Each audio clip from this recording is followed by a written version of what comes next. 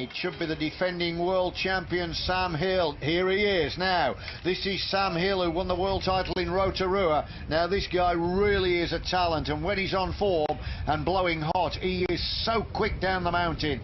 Former junior world champion and defending world champion Hill. This is the man to beat, Hugh, in my eye. He's been the most dominant rider all year. He's been winning World Cups by huge margins, and he's super smooth and brilliant talent rider. You can see how much speed he's carrying, he's pedaling. He's actually got some stuff on his bike called Moto Foam, which it's like a foam that he's got taped to his bike, and it dispels all the mud off the bike, so it keeps the bike nice and light.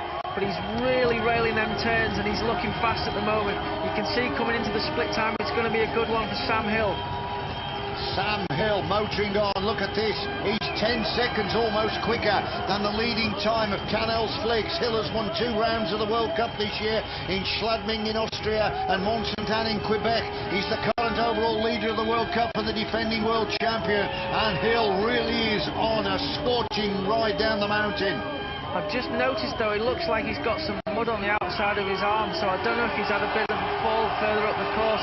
But here he comes into the finish line. It's going to be a good time for Sam Hill. This is going to be a blistering time then for Hill.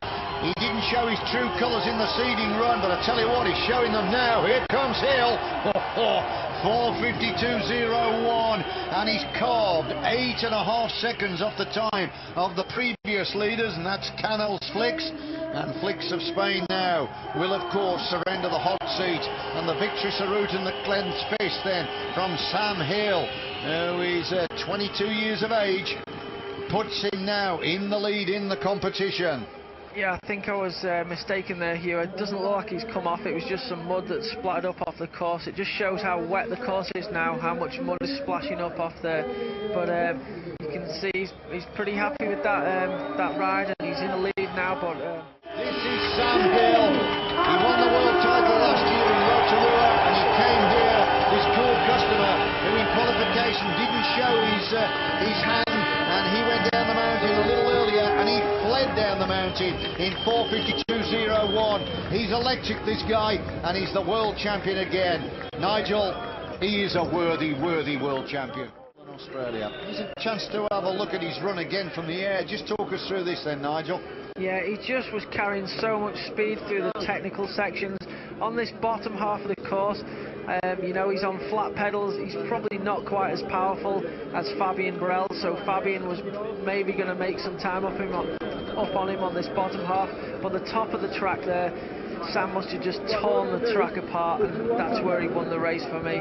But you can see he's pedaling strong, he's keeping his flow going, and he's just so determined at the moment and so confident in his abilities, and he seems to be able to win any race he enters at the moment.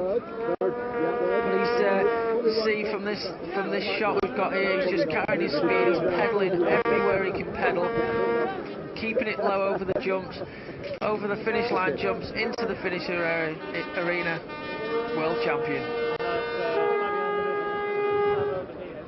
There's the reaction then, after he realised he'd won. Sam Hill with a big booming smile, and he cheers and waves to the crowd and holds the bouquet high. He's the world champion again and can look forward to the moment of mounting the podium to collect the rainbow jersey. Now from Australia, defending his title as world champion, Sam Hill.